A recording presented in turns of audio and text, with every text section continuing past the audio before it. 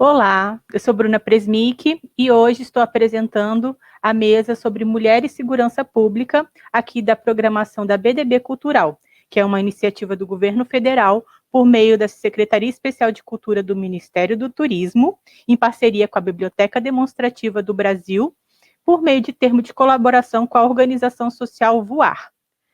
A gente hoje vai receber Maíra Lacerda, que é a primeira mulher a presidir a ASBRAP, Associação Brasileira de Peritos de Papiloscopistas, que já tem 30 anos de existência, e ela é, desde 2007, perita e também advogada. Olá, Maíra. E também vamos receber a doutora Eneida Taquari, delegada aposentada e doutora em Direito pelo Centro Universitário de Brasília. Olá, Eneida. Oi, olá, bom dia. Prazer ter vocês duas aqui para a gente conversar sobre esse tema tão importante, né?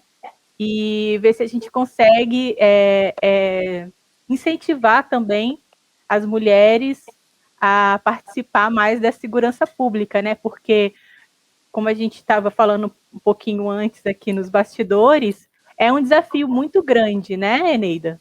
Com certeza. Hoje a gente ainda tem um percentual de mulheres ocupando cargos, né, inclusive de chefia, ainda muito pequeno, muito pequeno mesmo. E isso se deve ao fato, né, das dificuldades que a mulher encontra, né?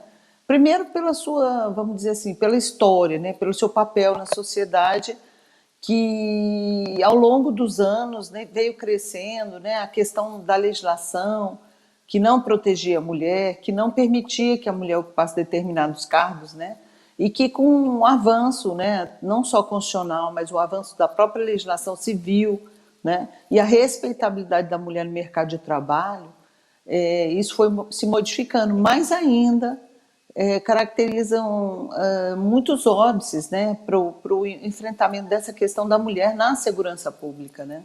A questão da força física, a questão do adestramento técnico, a questão dela ter família, a questão de ser especialmente mulher, né? A questão de gênero, muitas vezes ainda é muito marcante na segurança pública para a ocupação de um cargo, né? Ou até mesmo, né, dentro do próprio certame, né, dentro do próprio concurso, a gente já encontra esses óbices, né?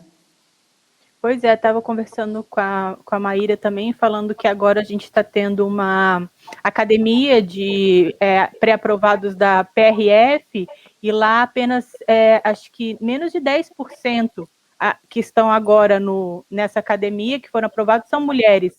Então, quer dizer, é muito pouco mesmo, né? Eu entendo que assim, a legislação modificou-se, a gente vê que nos editais dos concursos a gente já tem uma distinção, né?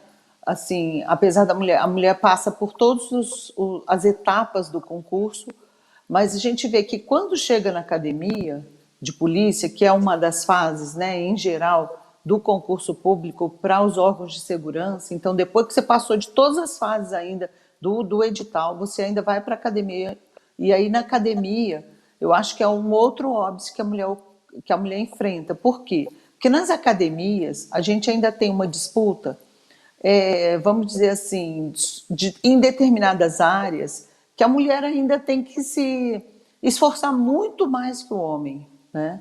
Então, assim, a própria colocação dos padrões de aprovação dentro das academias ainda é um padrão que favorece os homens e não as mulheres, porque não tem distinção em regra. No edital, sim, mas nas academias, não. Então, por exemplo, eu lembro que quando eu tive que fazer a prova de tiro, né, que era uma prova obrigatória e eliminatória, que você não podia tirar uma nota inferior a 7, o que aconteceu? A gente tinha que treinar por fora, tinha que ter um personal para poder nos treinar, porque você estava concorrendo também com muitos homens que já eram da carreira e que tiravam 10 na prova de tiro. Como é que você, que nunca tinha tirado, ia tirar 10? Era muito difícil. Então você tinha que correr atrás, treinar, se superar todos os dias para você conseguir tirar uma nota próxima ao que os homens tiravam, e em especial aqueles que já eram da carreira policial. Então realmente é assim.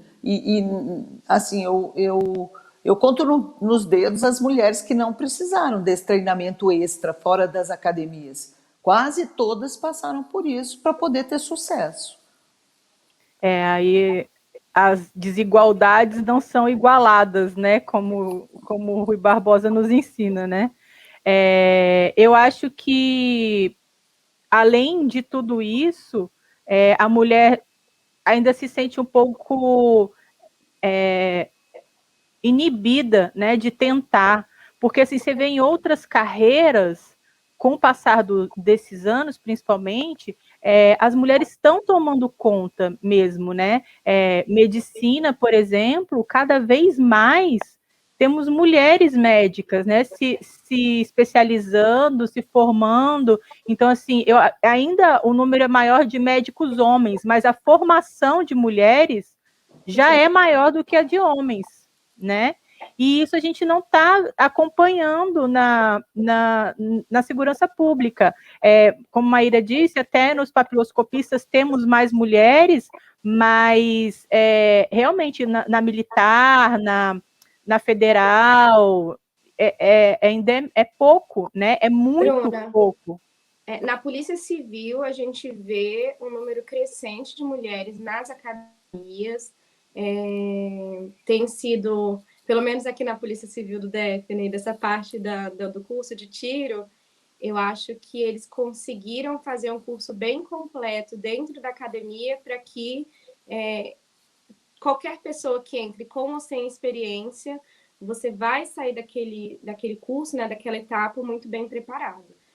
Poderiam ser mais horas, e aí tanto para homens como para mulheres, né, porque eu acho que é uma preparação indispensável, né, então acho que poderia ser tanto o curso na academia como as reciclagens que a gente faça, né, poderiam ter mais tempo, a gente poderia ter mais munição de treino em geral, mas eu me senti mais segura, né? Eu fiz o curso, eu fiz o curso recente, em 2015, 2016.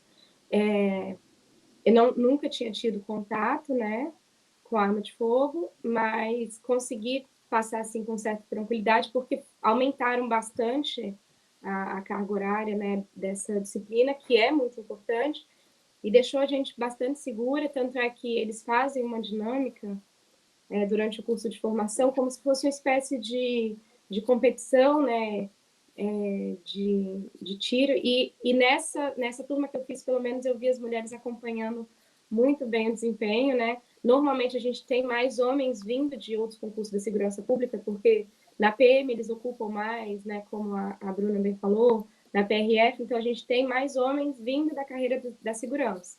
Então, às vezes, mais gente com experiência.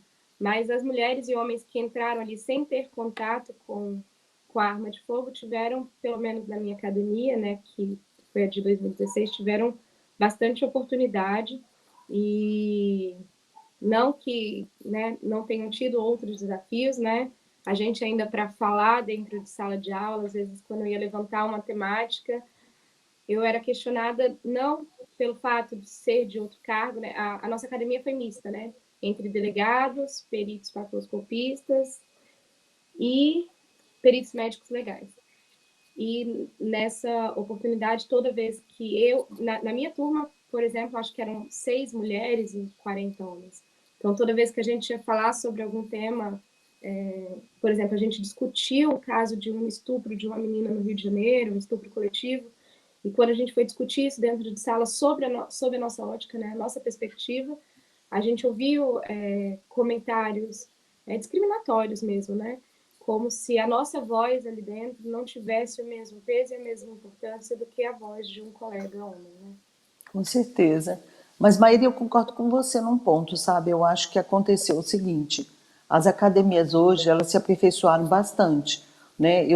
Assim, quando eu coloco a minha experiência, que realmente, naquela época, inclusive, quando a gente fez concurso, né, na década de 80, a gente tinha o seguinte: a gente tinha uma competição assim. Então, eu entendo que era tão desleal dentro da academia, porque é o seguinte: desleal não porque alguém queria, era a legislação. Nós tínhamos as provas tanto de tiro quanto de adestramento técnico, vamos dizer assim, em defesa pessoal, segurança pessoal, e as provas de conhecimento específico e conhecimentos gerais, elas elas praticamente eram somadas e divididas por 3. Então você tinha assim uma dificuldade muito grande, porque você tinha que ser muito bom em tudo, porque senão você corria o risco de ficar de fora. Então por isso que eu digo que assim a gente teve que superar tantas barreiras, né? Hoje não, claro, hoje eu acho que o sistema ele ficou mais igualitário, mais Até equânime, né? porque, até porque começa a ser pensado também por mulheres, né? Então, quando você tem mulheres Exatamente. pensando ali, você busca essas ferramentas de equiparação, né? De igualdade. Então, assim, no meu concurso, por exemplo, apesar de em vários espaços, logicamente, você se sentir desconfortável, porque é uma carreira ainda predominantemente masculina, né? A Com segurança certeza. pública, todas as carreiras são predominantemente masculinas ainda, mas é um espaço que a gente vem ocupando e que a gente precisa ocupar, porque essa ótica é diferente, né, que a gente traz. E cada pessoa, né, com a sua experiência, com a sua vivência, com as suas capacidades, habilidades, elas vão transformando esse meio. Então, assim, quando você tem uma mulher pensando ali em cima, lógico que vai refletir lá no certame, né? Então, por exemplo, a prova física, né, do meu concurso já tinha a diferença, né, da prova do edital, né, do desempenho de um homem e de uma mulher, porque você não vai equiparar uma força física, né? Então você vai fazer aquele balanceamento, né? Então o homem no meu concurso público acho que ele tinha que fazer 3 barras dinâmicas e as mulheres uma barra dinâmica. E, enfim, a gente teve muitas mulheres aprovadas. Acho que a maioria, né, do meu concurso conseguiu aprovação no TAF físico. E não que não seja, né, um desafio ainda, né? Durante as etapas, você conseguir superar aquela estrutura que foi pensada para homens e por homens, né? Mas a gente tem conseguido grandes avanços, né? Por isso que é uma questão também importante, né, quando a gente fala da participação política da mulher, isso é tão importante, por quê? Porque quem vai fazer a lei tem uma ótica masculina. E às vezes você pega, por exemplo, um parlamentar que ele está lá há muitos anos, então a visão dele sobre os desafios que a mulher encontra no mercado de trabalho, enfim, eles são limitados. Então a legislação é muito difícil de acompanhar essa evolução. Então a gente precisa ter esse olhar feminino nas academias de polícia, né? Nos comandos das polícias, como direção mesmo, né? Nos cargos de direção, dentro do Congresso Nacional.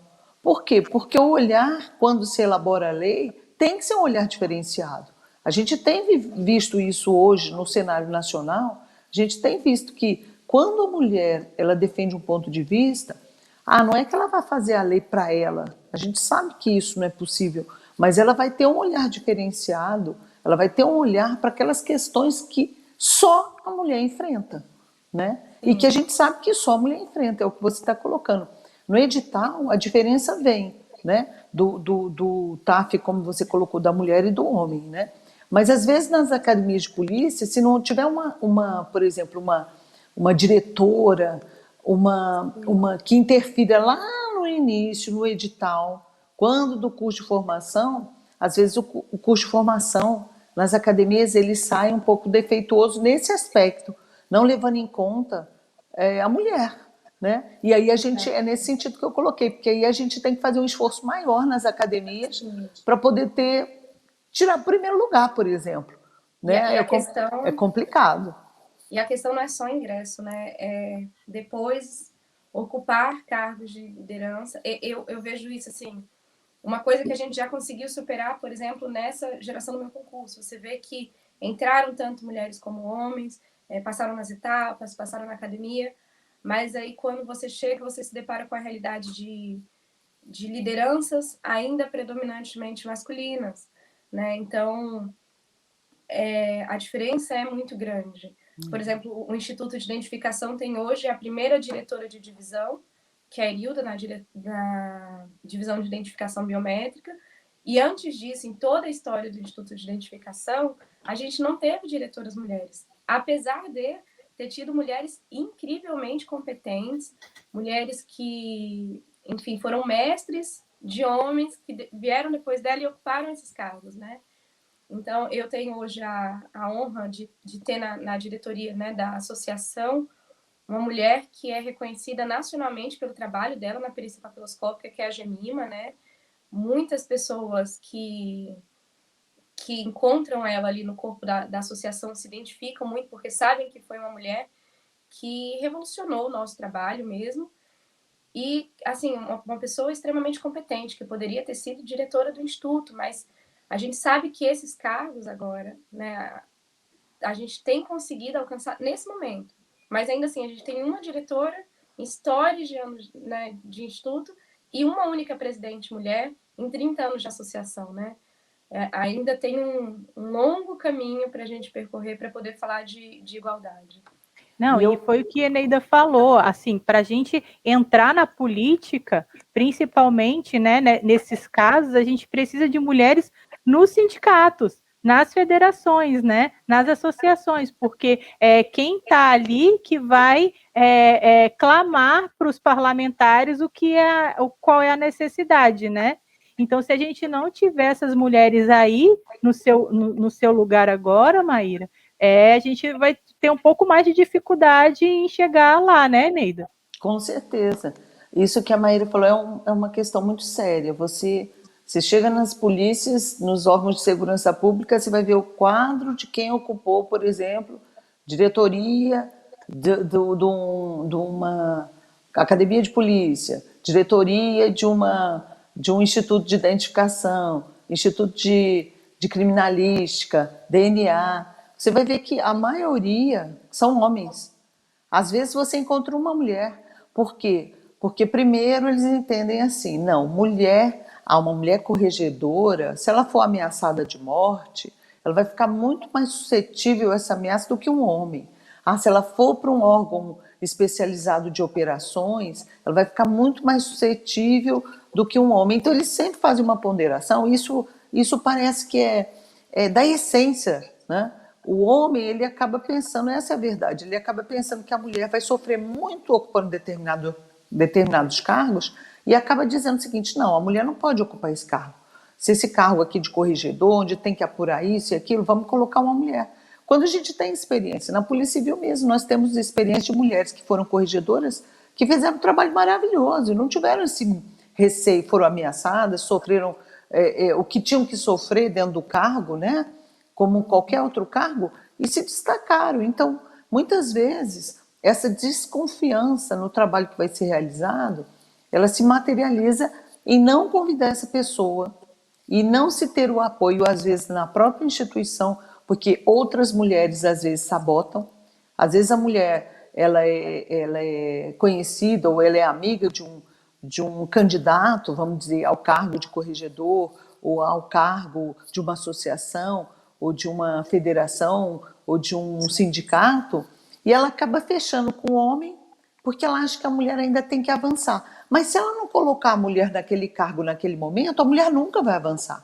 Então a gente tem que perder esse medo. Bom ou ruim, a gente tem que ir desafiando esses espaços. Porque se você sempre colocar um senão, a gente nunca vai estar ali para decidir. E é esse o problema. Né? Quando eu falo da legislação, é que quando a legislação sai, e se não tiver interferência de uma mulher com determinado olhar para uma ação afirmativa para a própria mulher, a gente não vai ter espaço, porque o olhar vai ser o masculino. Porque não é nem porque ele queira prejudicar a mulher, é porque a cultura, né, a educação dele foi voltada a isso. Então, cabe a nós também a imposição. Não, eu vou e vou mostrar a que eu vim. Né? Eu quero fazer um trabalho diferenciado, porque se a gente não for com essa gana, com essa garra, acaba que a própria mulher vai ludibriar o trabalho da outra mulher. Então você tem que ir com aquela garra mesmo, porque não é só o homem, às vezes as próprias mulheres dentro da instituição, elas burlam o seu trabalho, né? Às vezes por corporativismo com homens, porque ela está numa situação confortável, às vezes porque ela tem as inseguranças dela e deixa que essa insegurança seja dirigida às outras colegas. Né? Então, isso tudo a gente verifica na polícia, né? Nos órgãos de segurança. Às vezes a mulher, pela insegurança dela, ela acha que a outra não vai ser capaz. mas ela é um outro ser humano, né? Então a gente não pode deixar que isso impeça que a mulher vá, sim, para os cargos de comando. Porque, como a Maíra colocou, eu concordo plenamente. Se a gente não for, se a gente não aceitar o desafio, um homem vai ocupar aquele lugar.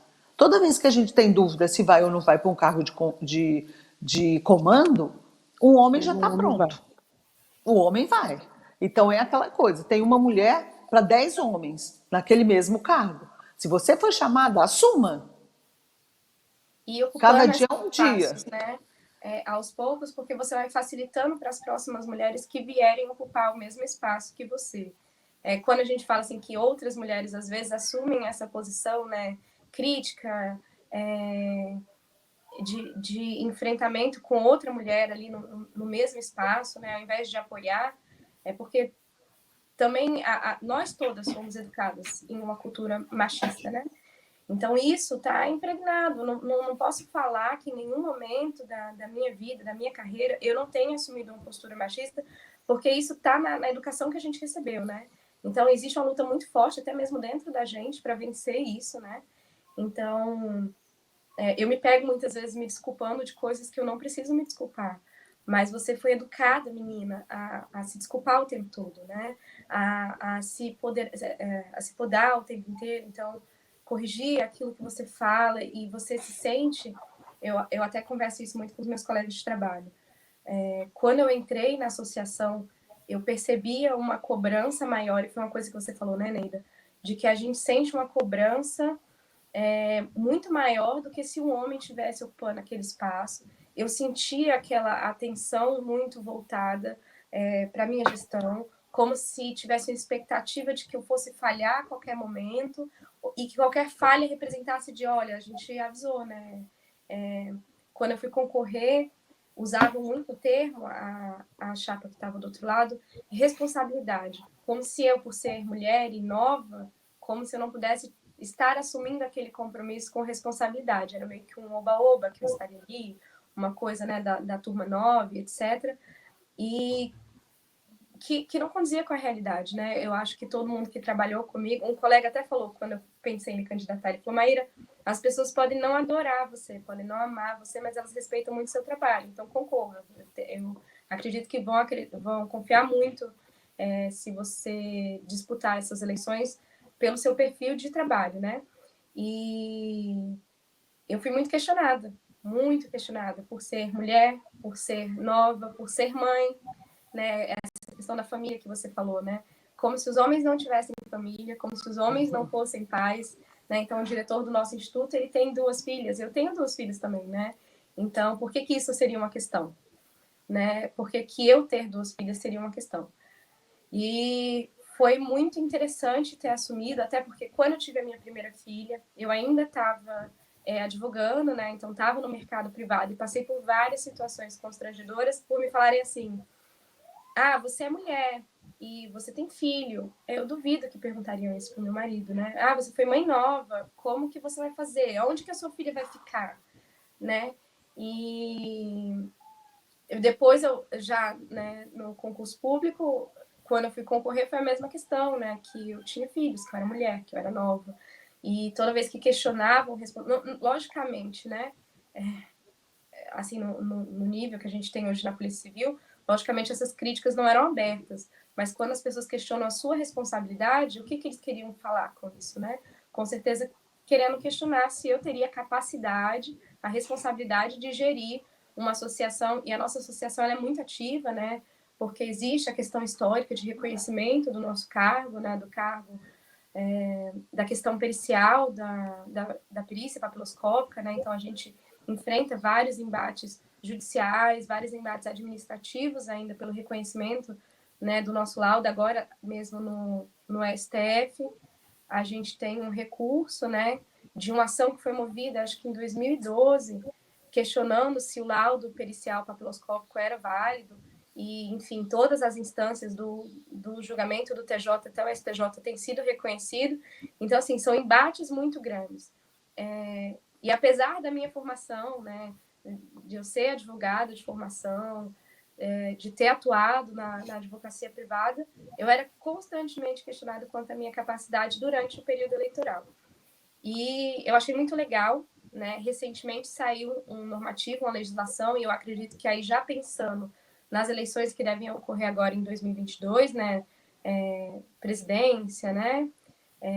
Governos, saiu uma legislação, a Lei 14.192, de crime de violência política contra a mulher. E é tão interessante a gente, como você falou, precisam de ferramentas, a gente precisa de políticas públicas para inserir a mulher, para a mulher pensar a política também, né? E talvez isso não fizesse tanto sentido para mim antes, né? Depois de ter concorrido e depois de estar ocupando também o cargo, porque durante o seu exercício você ainda é muito questionado, né? Eu vejo a necessidade realmente de uma ferramenta dessa, né? Da gente não ser violada nesse processo, né? A gente observa até, veja como a questão é muito séria e grave em relação à mulher, que a gente precisou de uma lei de cotas na participação política. Hoje a gente tem cotas, né? A gente que nem sempre são respeitadas, né? Usam mulheres como laranjas, né? Isso que eu ia colocar. Inclusive, já tem decisão do próprio Supremo, no sentido de que a mulher ela tem que ocupar também os cargos nas comissões, obrigatoriamente. Que cota não é só para partido político, são nas comissões, quando ela já tem um mandato dela, que ela tenha também direito a participar dessas comissões. Só que como você colocou, Bruna, e a Maíra também colocou, em relação à mulher, a gente continua sendo muito subjugada em relação a isso. Por exemplo, na questão da política, a mulher continua ainda sendo colocada, mas ela não vai ter nenhum papel importante dentro daquele partido político, é só para cumprir a cota. Então ela continua sendo laranja muitas vezes, utiliza o nome dela e ela permite. Então é uma mudança de cultura também em relação a isso, porque a própria mulher, ela ingressa no partido e ela permite que ela seja utilizada só para efeito de cumprir a cota legal, sem que ela tenha nenhuma ingerência nas opiniões, nos programas dos partidos, enfim. E isso na polícia é uma coisa também que a gente verifica, porque, como a Maíra colocou, que eu achei interessante, quando você vai concorrer a um cargo, as pessoas, os próprios policiais, né, dentro do segmento de segurança pública, a pessoa quer observar a sua vida privada, e não o que você fez como profissional. Tudo bem, você pode até observar a vida privada, mas isso não pode ser óbvio, se em nenhum momento você pode questionar a vida privada de alguém para você não permitir que ela participe. Ah, você tem 2 filhas, você é casada? Ai, como é que você vai fazer? Você é maluca? Como é que você vai participar de um órgão desse se você tem família? Ué, mas qual é o óbvio? Se o homem também não tem? Ele não tem mãe, não tem pai, não tem filha, não tem filho que fica doente ou não? Então, assim, a gente ainda encontra isso que eu achei muito curioso que a Maíra colocou, porque tem um estereótipo. Você não pode ser nova, nem muito velha, porque aí também pega, né? Se você é nova ou velha, já não dá. Se você tem um determinado comportamento, eles podem utilizar isso, ou algum concorrente seu vai procurar isso para te atingir, te fragilizar. Beleza, isso que eu ia falar, porque assim, o que eu já vi acontecer, né? Por exemplo, homens que se expõem nas redes sociais, postam uma foto com uma cerveja ou de sunga, né, numa praia, tranquilo. Agora, uma mulher que poste uma foto de biquíni ou com uma cerveja com as amigas, pronto, acabou a reputação da mulher. Exatamente. E outra coisa que é curioso, né? Eles vão fazer uma varredura na sua vida privada para ver o que eles conseguem, né?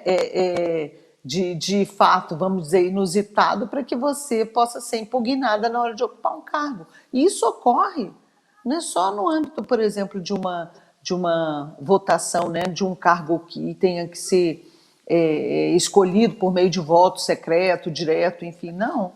Isso acontece dentro dos cargos das polícias.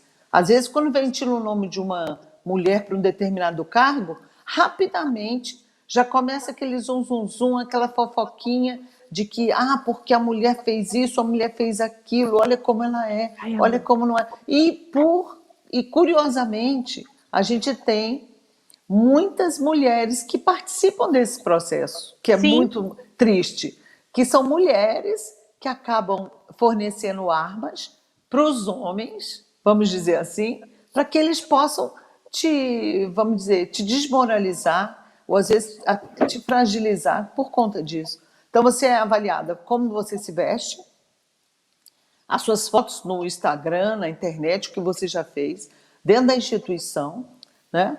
E pelos seus colegas, dentro da sua vida privada. Então a pessoa no centro, olha, ela é altamente competente, que eu achei legal que o colega da Maíra falou. Olha, a pessoa pode não gostar de você, pode ter diferenças de personalidade com você, porque você é assim, mas competência dentro do cargo, o que você está fazendo é indiscutível. Então, isso não pode ser medido por uma foto. Né? E, às vezes, coisas que foram lá do passado. Se a gente pleiteia direito ao esquecimento de pessoas condenadas, de egresso de sistema, como é que você vai pegar uma foto de uma colega sua antiga e vai colocar para fragilizar ela porque ela está concorrendo? É um absurdo. Aí é aquele jogo sujo, né? É uma coisa assim que não eticamente reprovável totalmente, né? Mas a gente tem isso. Eu lembro que muitas vezes alguns chegavam para mim e falavam assim: mas você é delegada mesmo? Porque você não é desdentada, você não é suja, você não está mal vestida. Olha só o estereótipo, a gente tinha que ser, e desculpe o termo, às vezes uns até falavam, mas você é tão estudiosa, você é tão isso.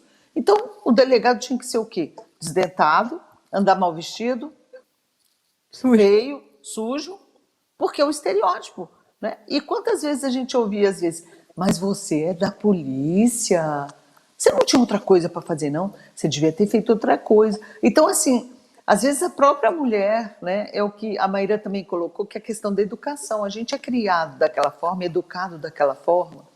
E aí, para você vencer essa barreira, você tem que começar dentro de você. Né? Você tem que começar dentro de você e falar assim, olha, é o que eu quero? É o que eu desejo? Então não tem óbice. Porque estudar eu estudo igual um homem. Praticar o tiro eu vou praticar como ele. É só questão de dedicação. Também nos TAFs eu tenho capacidade. Então em nenhum momento você pode voltar atrás, dar um passo atrás achando que você não vai conseguir. Ao contrário, você vai conseguir. Podem ter 100 homens e 30 mulheres, mas um lugar vai ser meu. Né? Porque se a gente já começa a se fragilizar também por conta disso, aí realmente fica mais difícil, porque a gente vai começar a se burlar dentro da gente mesmo. Né? No nosso interno, a gente já vai desacreditando, né? O que não pode acontecer. Um dos pontos que me moveu muito a vir, né, para a presidência, porque, assim, dentro da minha família não era o momento, né, que eu e meu marido, a gente conversa muito tudo dentro de casa, e não era um momento ideal, né, a gente estava no meio da pandemia, quando foram ocorrer as eleições, eu tenho 2 filhas pequenas, né, de 3 e 7 anos, assim, familiar, não era o nosso momento aqui para fazer um movimento desse, né, porque eu acredito que todo trabalho que você assuma, você tem que exercer com muita responsabilidade e competência, principalmente quando você é mulher, porque você está sendo observada, né? Mas quando a gente conversou sobre isso, eu falei, Marcos, eu preciso muito ir. Porque eu fui convidada, né? Alguns colegas vieram e me chamaram, justamente pelo meu posicionamento em algumas reuniões internas, né? A gente sabe, né, Neida, que não importa se a gente é, enfim, policial, delegado, se a gente é ministro do Supremo, se a gente é uma mulher, a gente é interrompida quando a gente fala, né? Então, muitas vezes, durante essas conversas com outros colegas, eu era interrompida e eu sempre pedia, né? Eu falava, eu ainda vou terminar de falar. Então, quero pedir que vocês não me interrompam, eu vou terminar o meu raciocínio. E até por essa postura de pedir, simplesmente pedir para que respeitasse a minha fala, algumas pessoas me procuraram e pediram, né? Falaram, a gente acredita que você tem o perfil, né, de assumir a associação, né? Tem tanta competência como a formação para uma área que a gente vai precisar muito nos próximos anos. E me convidaram. E eu falei, é tão importante que a gente assuma essas posições, por mais desafiador que seja, mais difícil, enfrentar algumas coisas pela primeira vez, né, daquele frio na barriga, né, e a responsabilidade de estar representando mulheres sensacionais que vieram antes de mim, eu acho que isso move muito também, mas também de você ocupar aquele lugar pela primeira vez, para que a segunda pessoa que for ocupar, a segunda mulher que for ocupar, seja mais fácil. E a terceira seja ainda mais fácil, e a quarta mais fácil, e criar um futuro diferente para as meninas que estão crescendo, né? Para que aquilo ali seja já normal para elas, né? Para que elas venham ocupar esses cargos e aquilo ali já tenha sido ocupado por 3, 4, 5 mulheres e elas já não se sintam tão observadas, tão julgadas, às vezes, em algumas decisões, né? Em comportamentos e posturas. Então, acredito, eu conversei isso com ele, falei, eu preciso do seu apoio, porque aqui dentro a gente trabalha muito, né, um apoiando o outro, e eu falei, eu preciso do seu apoio, e ele é da nossa carreira também, né? Preciso do seu apoio para que a gente mude as coisas, né? Tanto para as próximas meninas que vierem no instituto, como para as nossas filhas. E a mudança é agora, né? A gente às vezes fala, em um outro momento, mas às vezes esse outro momento não vem, né? Então eu falei, olha, a oportunidade que se abriu para mim de ocupar uma representação e é tão significativo que na maioria das reuniões que eu fui dentro da polícia, né, as pessoas observavam isso. Nossa, você é uma presidente mulher mais brava. Nossa, onde está tal pessoa, tal, sempre homens, né, que vieram antes. Então, isso vai despertando, né, até para, poxa, seria muito legal que a mulher viesse ocupar aqui também, fizesse a diferença nesse espaço, porque cada pessoa que vem, né, com as suas características, ela traz inovações para aquele lugar, né? Então, eu fiquei afastada agora, eu tive Covid, e logo depois eu entrei de férias, e os meus colegas de trabalho falaram, olha, a gente estava aqui, né, ocupando o seu espaço, mas com certeza não na mesma intensidade que você estaria trabalhando aqui se não tivesse de férias, né? Se não tivesse afastado. E foi legal eles terem percebido isso, porque eu acho que a gente, mulher, principalmente mulher e mãe, a gente é muito dinâmica, né? Então são habilidades que às vezes não são enxergadas no mercado de trabalho como um todo, né? Dessa capacidade de multitask mesmo. Você consegue fazer várias tarefas porque, né, na maternidade você é praticamente isso, 8 braços ao mesmo tempo, 2 cérebros trabalhando juntos e tendo que fazer 1 milhão de coisas. E isso cria habilidades em você que não vão embora, né? As crianças crescem, mas aquela habilidade ali fica, de fazer várias coisas, e é uma habilidade que não é valorizada. Normalmente a mãe, ela não é valorizada no mercado de trabalho, né? Ela é aquela mãe que vai ter que se ausentar por 1, 2 dias se o filho fica resfriado. Mas e todas as outras aquelas habilidades que a mulher tem, que a mãe tem, não são valorizadas, né? Então, eu vejo que eles enxergaram isso. Em várias situações que a gente passava, eles falavam, nossa, então isso que é ser mulher, né? Porque eles passavam por aquela reunião comigo, ouviam alguns comentários e saíam sentindo aquilo neles, né? E falavam, nossa, eu nunca tinha percebido, eu nunca tinha enxergado. Então tem sido uma experiência, assim, nova, com certeza muito desafiadora, mas muito rica também, não só para mim, mas para quem tem me acompanhado, né? E essa questão é importante porque, como você colocou, cada pessoa que chega, né, ela dá uma contribuição para a instituição. E eu acho que quando a mulher chega, a contribuição dela é ainda maior por conta disso. Porque nós somos treinadas a vida toda para fazer muitas coisas ao mesmo tempo, né?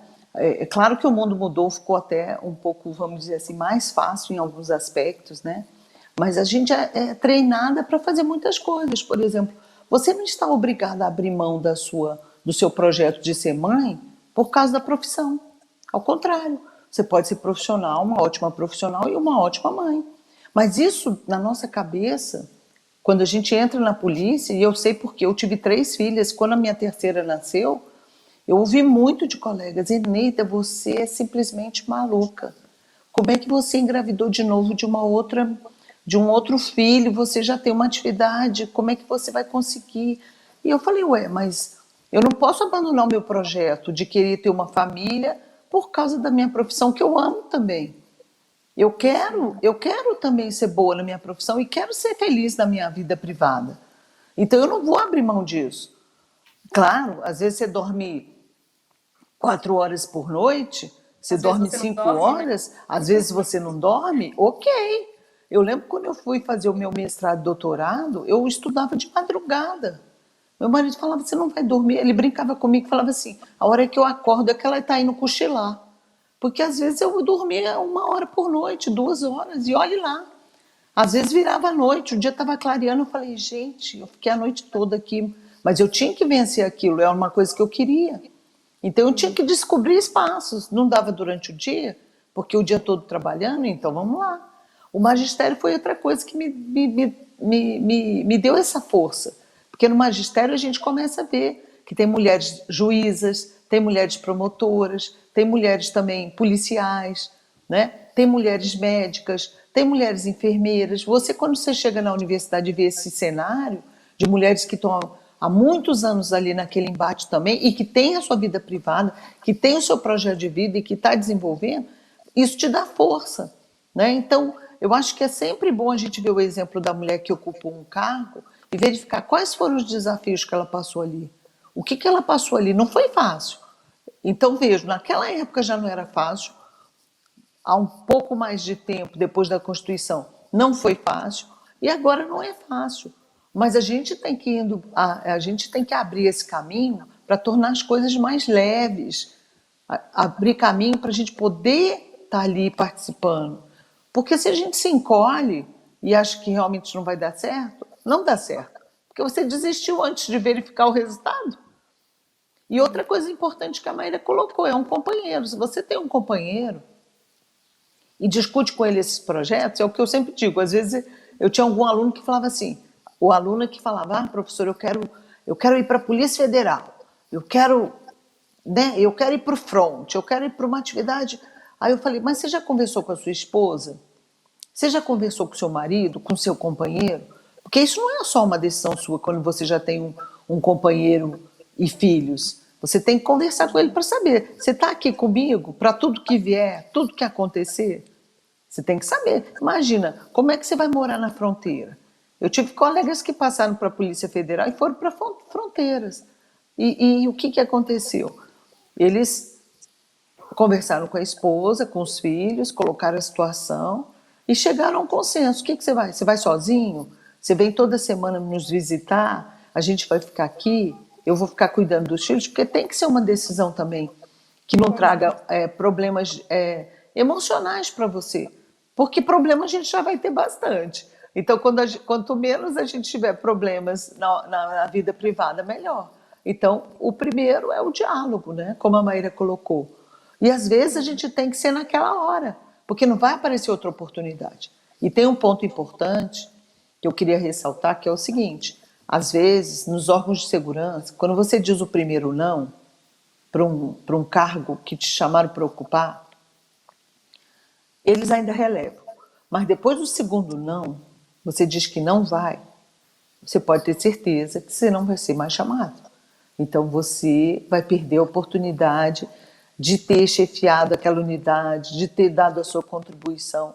Mas isso acontece, porque as pessoas acabam criando aquela ideia que você não está disposta a enfrentar os problemas, que você é fraca, que você... Esse negócio de, tem a hora certa, ninguém vai aceitar isso.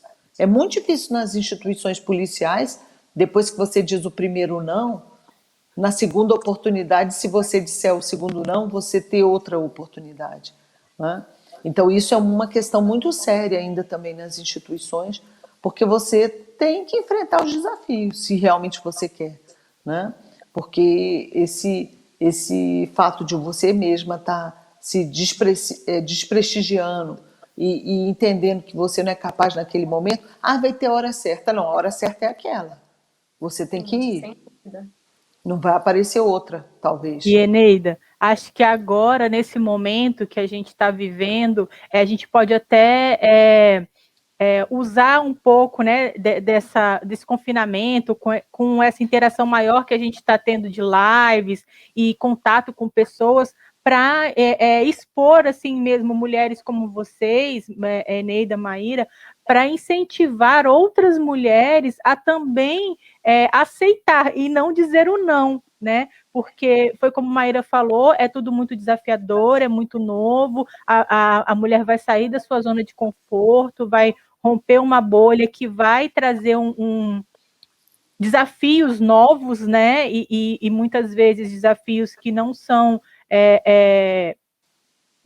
fáceis de se romper, mas tendo a história de vocês, né, tendo a visão que vocês já tiveram e estão tendo, elas conseguem realmente assumir isso e entrar, né, nesse desafio. Eu acho muito importante a gente sempre contar essas histórias, né? Falar, ó, tem mulheres que fazem, você pode fazer, você pode se espelhar, né? Você também consegue. E aí eu queria agora que vocês dessem suas resoluções finais para a gente finalizar essa mesa que foi maravilhosa. Pode começar, Eneida, por favor? Posso. Então, eu queria deixar aqui o seguinte: primeiro, a perseverança, a persistência, né?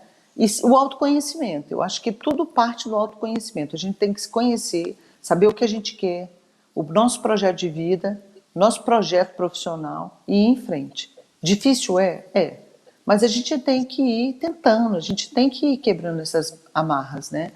E também dizer o seguinte, que a mulher hoje, né, ela tem o seu lugar, ela tem a possibilidade dentro dos órgãos de segurança. Nós temos mulheres fantásticas dentro dos órgãos de segurança pública. Aqui está a Maíra, gente, uma moça jovem, que está fazendo um trabalho muito bom.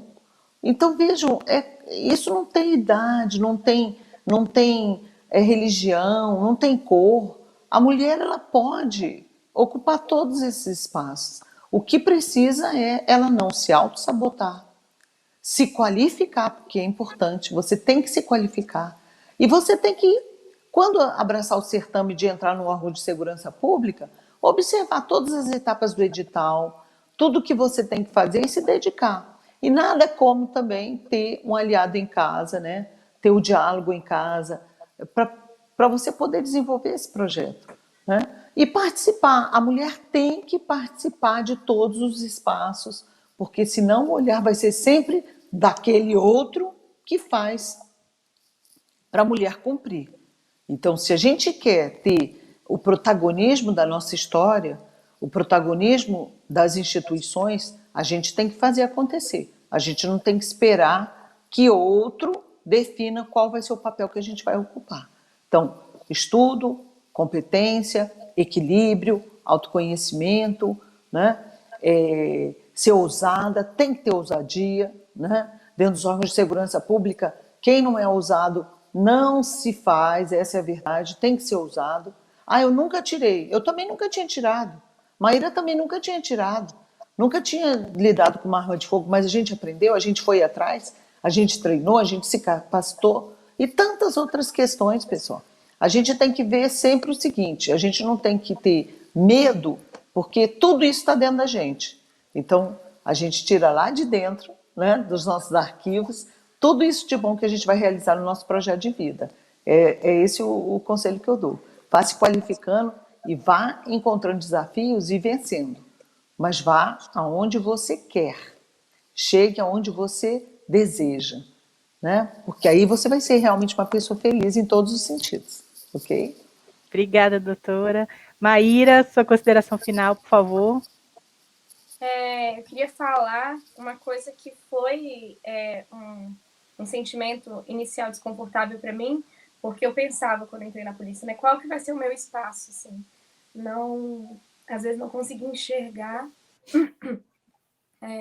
onde que eu ia conseguir me sentir confortável, né, dentro da polícia. E eu acho que a segurança pública é um espaço múltiplo, é um espaço de amplas habilidades, né? Então, por exemplo, a gente tem pessoas formadas em artes plásticas que trabalham ali dentro e que contribuem, às vezes, com alguma questão que você tenha dentro. A investigação é muito ampla, né? O crime ele é amplo, então a investigação é ampla. E eu acho que ela comporta pessoas com diferentes habilidades, com diferentes capacidades. E quando eu cheguei, eu achava que existia um perfil esperado ali dentro da polícia, né? Nesse concurso da perícia papiloscópica, a gente queria as pessoas exatamente ali naquela parte extremamente técnica, né? Uma pessoa, um doutor em física, um doutor em química. Eu falei, meu Deus, onde que eu entro, né? Nesse espaço? onde que entra a minha atuação, onde que entram as minhas habilidades e competências. Eu acho que a segurança pública é um espaço muito amplo e que ainda carece muito, muito, muito da ocupação feminina, que as mulheres, né, elas venham para ocupar esses espaços, porque tem muita área diferente e áreas para serem exploradas e que precisam da gente, né? Precisam também dos homens, né? Precisa que a gente caminhe ali lado a lado e que a gente traga as nossas habilidades, as nossas qualidades para esse espaço e que a gente acrescente muito, né, no combate à criminalidade através das nossas habilidades individuais. Então, às vezes, a gente não sabe o que a gente vai conseguir contribuir ali, né? Eu jamais me imaginaria neste cargo de liderança que eu estou hoje, mas enxergaram isso, né? Precisaram enxergar isso. Mas que a gente também consiga, né, já entrar nesses espaços e almejar esses postos e acreditar no nosso potencial, né? Como a Eneida falou, essa parte de autoconhecimento, né? De acreditar em si e acreditar que a gente é capaz, sim, que a gente consegue, sim, que nós somos... Existiram tantas mulheres competentes dentro da polícia, existem no momento atual e vão existir, que a gente seja, né, essas mulheres, que a gente ocupe esses espaços e que a gente tenha muita confiança na nossa capacidade, muita confiança na nossa liderança e que a gente ocupe esses espaços, porque só assim a gente vai transformar esses ambientes, né? Então a gente tem hoje a segurança pública ainda como um espaço essencialmente masculino, pensado por homens e para homens. Mas a gente tem muito a transformar e acrescentar para que a gente evolua, né? Como instituição, como sociedade. Eu acredito que a gente tem muito a acrescentar ainda. E, Eneida, uma honra gigantesca estar conversando aqui agora com você. Eneida foi minha professora na universidade. E poder estar discutindo segurança pública e né, o espaço da mulher dentro da segurança pública com a personalidade como Eneida foi uma honra gigantesca. Bruna, só um minutinho, eu queria agradecer muito. Eu queria dizer que o magistério na minha vida foi importante por isso, né? Eu sempre tive o desejo de inspirar realmente meninas, né? Mulheres, e dentro da universidade exatamente para a gente poder romper com tantas barreiras que a gente encontrava, né? E a honra é toda minha, Maíra. Olha, eu desejo que Deus te abençoe muito. Eu tenho certeza que você já está fazendo a diferença, né, no órgão, e você vai mudar a vida de muitas mulheres e da instituição, como você disse, né, a contribuição ela vai ser muito grande com você aí, tá? A honra é toda minha e conte comigo sempre, tá? Que Deus te abençoe sempre nos seus caminhos, tenha muito sucesso, viu, minha linda? Obrigada, é um prazer. Quero agradecer muito a vocês duas, Eneida, por todo o seu histórico. A gente está aqui por você, por sua causa também, né, Maíra? Eu quero participar de mais mesas assim, eu quero mulheres negras, eu quero mulheres novas, mulheres velhas, mulheres gordas, mulheres de todo tipo, porque todas nós somos capazes, né? E eu queria agradecer muito, Maíra, sou muito sua fã, viu? Muito mesmo. Acompanho seu trabalho lá das BRAP sempre.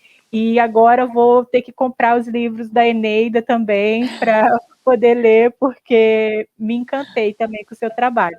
Então, quero agradecer a todas e todos que estão vendo esse e já convidar para os próximos desafios. Muito obrigada a todo mundo. Obrigada, gente. Obrigada. Tchau.